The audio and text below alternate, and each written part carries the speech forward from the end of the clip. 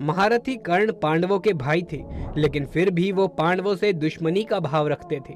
दुर्योधन का साथ देते हुए वो कुरुक्षेत्र के युद्ध में अर्जुन के हाथों मारे गए थे। लेकिन क्या आप जानते हैं कि मृत्यु के बाद भी कर्ण की आत्मा पांडवों से मिलने आई थी?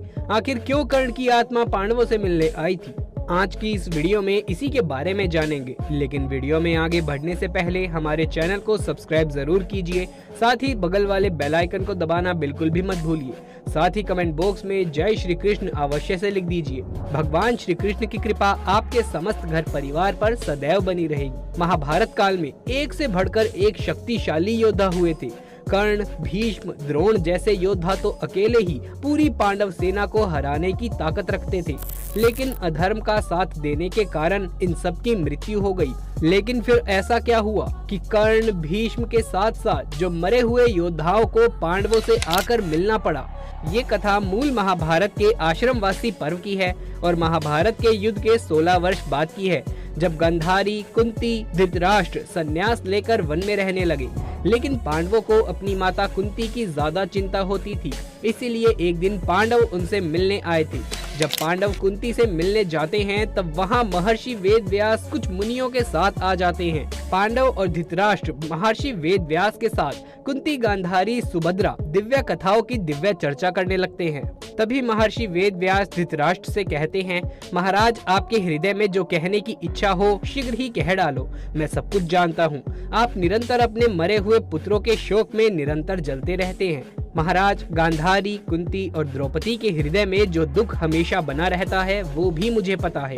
श्री कृष्ण की बहन सुभद्रा अपने पुत्र के मारे जाने के बाद जो दुख मन में धारण करती है, मैं उससे अनजान नहीं हूँ। मैं आप सभी की समस्या को दूर करने के लिए ही आया हूँ। बताइए, आपको कौन सा वरदान प्रदान करूँ?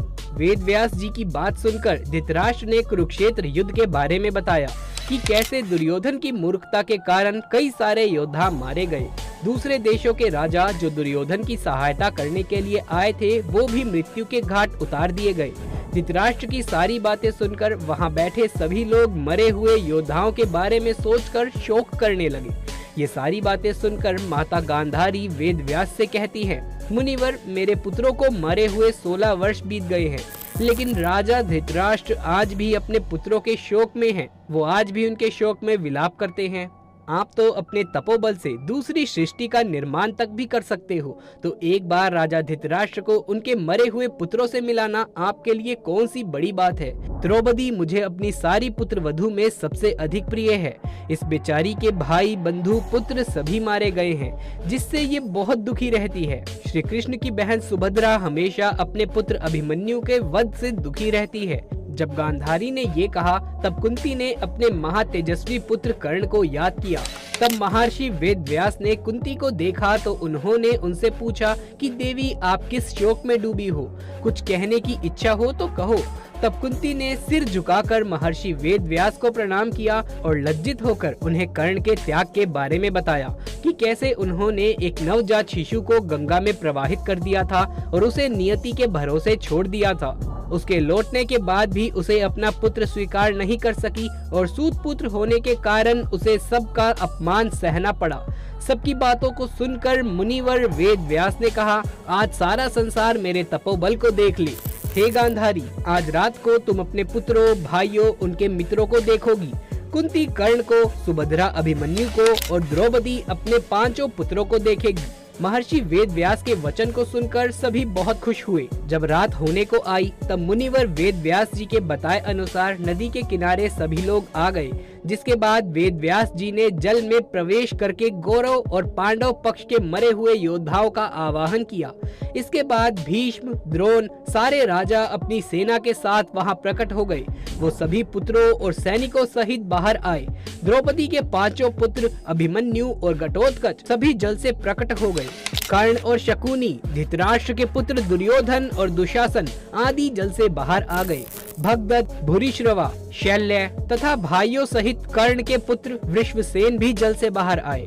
राजकुमार लक्ष्मण, धृष्टद्युम्न आदि पुत्र, धरती के सभी पुत्र, राक्षस, अलायुध आदि जल से बाहर आ गए। इसके बाद राजा बाली, सोमदत्त और दूसरे बहुत से क्षत्रिय वीर सभी चमकते हुए शरीर को धारण करके जल से बाहर प्रकट हुए। पांडव अपने भाई कर्ण को देखकर फूट फूट कर रोए, क्योंकि जब कर्ण जीवित थे तब उन्होंने कभी भी उनका सम्मान नहीं किया था, क्योंकि कर्ण की मृत्यु के बाद ही उन्हें पता चला था कि कर्ण उनके बड़े भाई थे। और इस सच को जानकर युधिष्ठिर ने सारी नारी जाति को श्राप भी दे दिया था। इसके बारे में इसी वीडियो में आगे विस्तार से बात करेंगे। अभी फिलहाल अपनी कथा पर वापस आते हैं। कर्ण से दोबारा मिलने के कुछ समय के बाद उनका दुख दूर हो गया। इसके बाद सभी पांडव कर्ण से प्रसन्नता पूर्वक उनसे मिलकर बड़े भाई जैसा प्रेम करने लगे। इसके बाद वो अभिमन्यु और द्रौपदी के 5 पुत्रों से मिलकर बहुत खुश हुए। वो सारे योद्धा भी एक दूसरे से मिलकर बहुत प्रसन्न हुए। इस प्रकार मुनि वेद व्यास जी की कृपा से सभी अपने क्रोध को भूलकर शत्रु भाव को छोड़कर हर्ष मनाने लगे। ऐसा लग रहा था जैसे उनके बीच कोई दुश्मनी ना हो। कौरव और पांडव अपनी दुश्मनी भूलकर कुरु वंश के 2 भुजाओं की तरह प्रतीत होने लगे। वेद व्यास जी के तपोबल की शक्ति देखकर सभी बहुत प्रसन्न हुए कि उन्हें ऐसे लोगों से मिलने का मौका दोबारा मिला जिन्हें उन्होंने युद्ध की वजह से खो दिया था। इस तरह सारे मारे गए योद्धा एक रात अपने महल में रहने के बाद सुबह वहां से चले गए।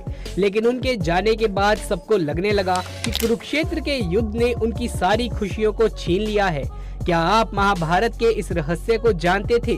कैसे ये सभी कौरवों और पांडवों के मरे हुए उनके परिजन किस तरीके से उनसे मिलने दोबारा आए?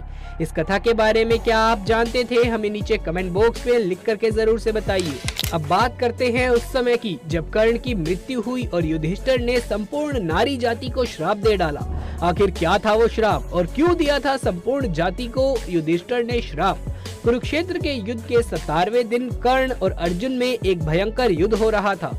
युद्ध के दौरान जब रथ का पहिया भूमि में धंस गया तब कर्ण ने अर्जुन से कहा कि हे अर्जुन, तुम 2 घड़ी प्रतीक्षा करो जिससे मैं इस फंसे हुए रथ को निकाल सकूं।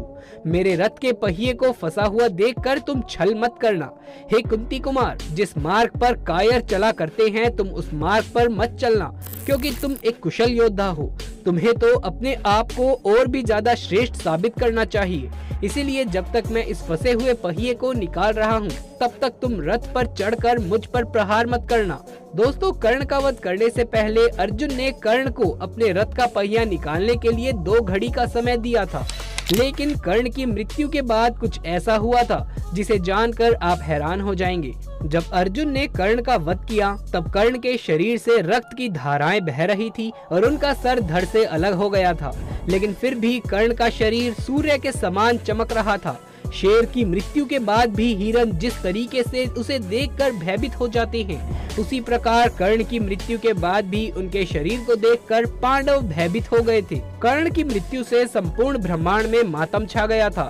नदियों का प्रवाह रुक गया था। तब सूर्य देव अस्ताचल हो चले थे। इसके बाद मंगल और बुध तिरछे होकर उदित हुए। आकाश फटने लगा, पृथ्वी चिल्लाने लगी, भयानक और रूखी हवाएं चलने लगी, संपूर्ण दिशाएं अग्नि से प्रज्वलित होने लगी, महासागर भयानक गर्जना करने लगा, पर्वत कपकपाने लगे, आकाश में अंधेरा छा गया, जलती हुई उल्काएं गिरने लगी। कर्ण को मरते हुए देखकर देवता भी हाहाकार करने लगे।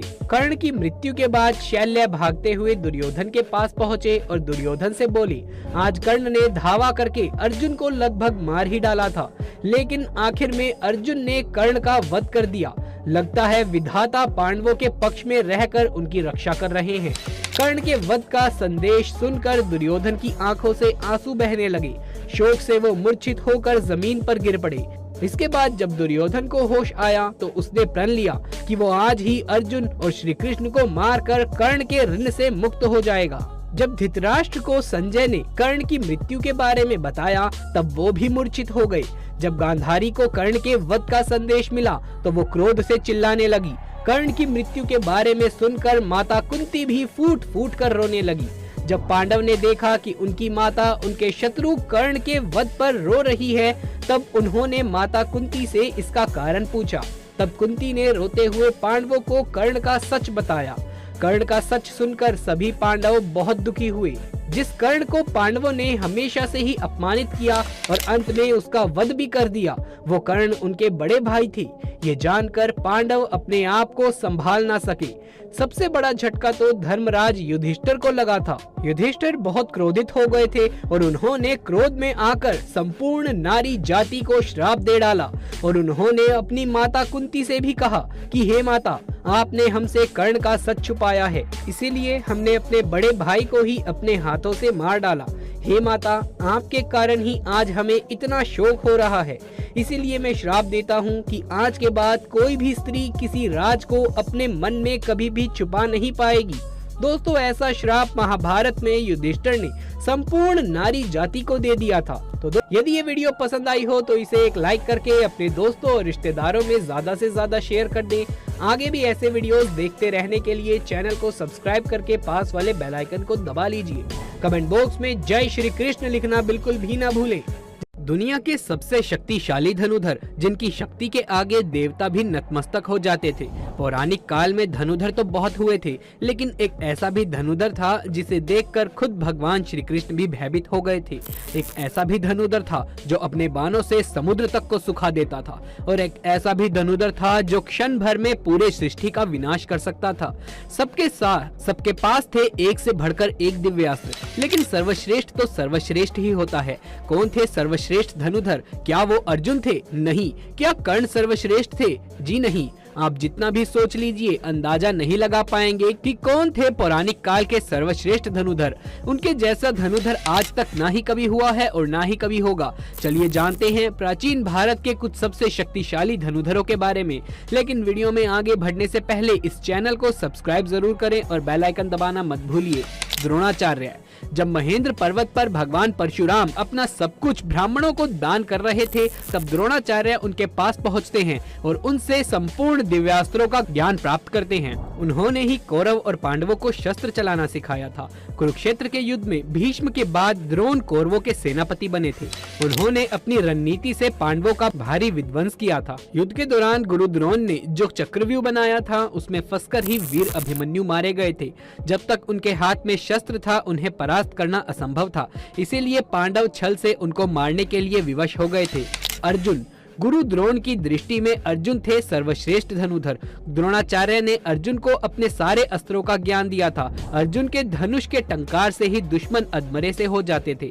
अर्जुन के पास देवताओं के सारे दिव्यास्त्र थे, यहाँ तक कि महादेव को प्रश्न कर भी अर्जुन ने पशुपतास्त्र तक भी प्राप्त कर लिया था। अर्जुन दोनों हाथों से बाण चला सकते थे, इसीलिए उन्हें सव्यसाची कहा जाता था। द्रौपदी स्वयंवर में कर्ण को छोड़कर सभी धनुधर जहाँ विफल हो गए थे, वहाँ अर्जुन ने बहुत ही आसानी से लक्ष्य को भेद दिया था। खांडव वन में अर्जुन ने देवराज इंद्र तक को परास्त कर दिया था। जिन निवात कवच राक्षसों को रावण भी नहीं हरा पाया था, उन्हें अर्जुन ने परास्त कर दिया था।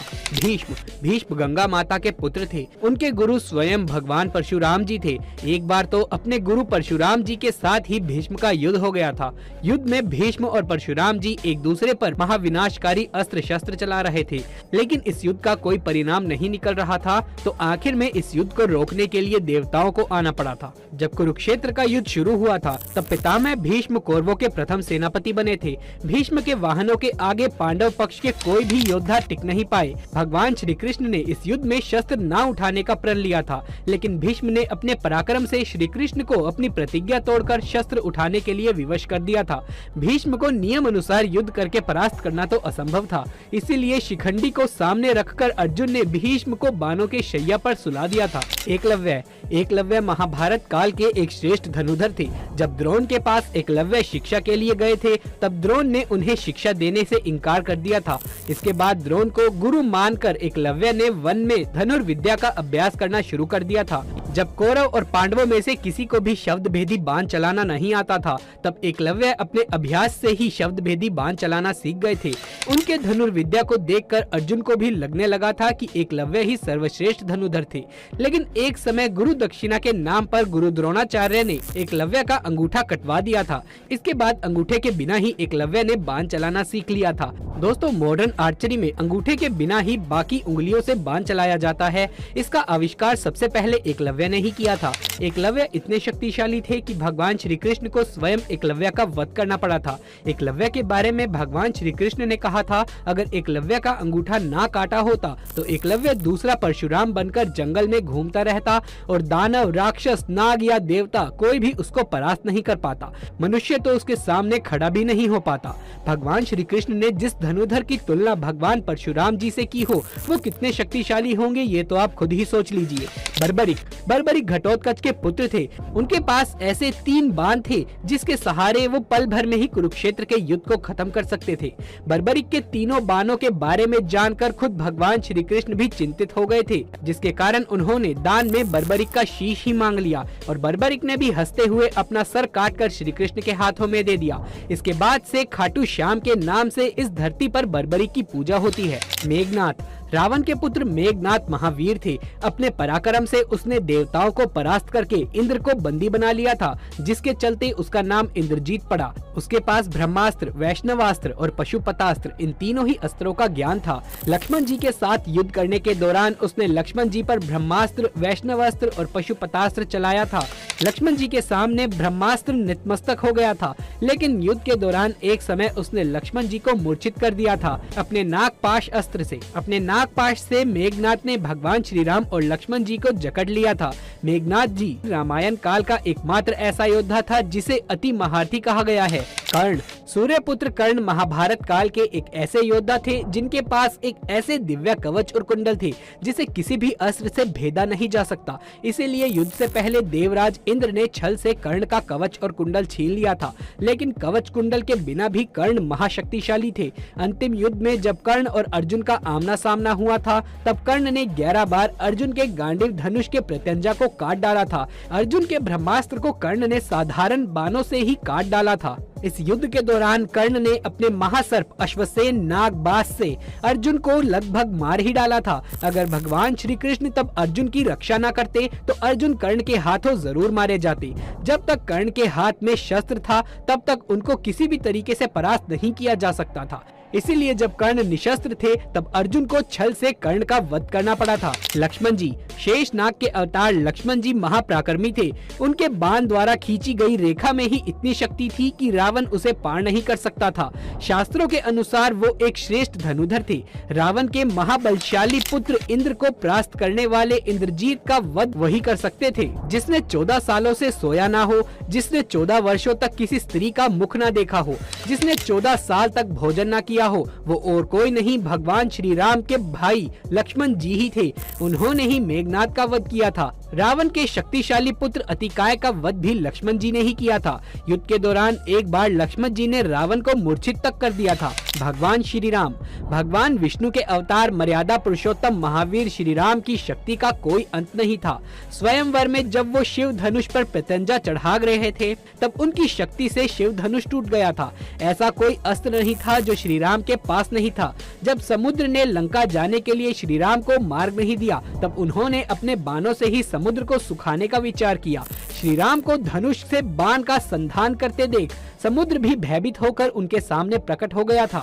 श्री राम ने अपने बाणों से कुंभकर्ण और रावण जैसे न जाने कितने राक्षसों को यमलोक भेज दिया था। देवों के देव महादेव, संपूर्ण ब्रह्मांड और धनुर्वेद की उत्पत्ति महादेव से ही हुई है। वही इस सृष्टि की शुरुआत है और वो ही इसका अंत है। उनकी शक्ति अनंत है। वो पल भर में किसी का भी विनाश कर सकते हैं, इसीलिए वो ही सर्वश्रेष्ठ हैं। अगर आप महादेव के सच्चे भक्त हैं तो कमेंट बॉक्स में हर हर महादेव जरूर से लिख देना।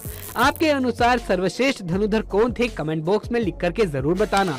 यदि ये वीडियो पसंद आया हो तो इसे एक लाइक करके अपने दोस्तों और रिश्तेदारों में ज्यादा से ज्यादा शेयर कर दें। कमेंट बॉक्स में जय श्री राम अवश्य से लिखिए। आगे भी ऐसे वीडियोस देखते रहने के लिए हमारे चैनल को सब्सक्राइब करके पास वाले बेल आइकन को दबा लें। जल्द मुलाकात होगी आपसे किसी अगली वीडियो में, तब तक के लिए आप सभी का धन्यवाद।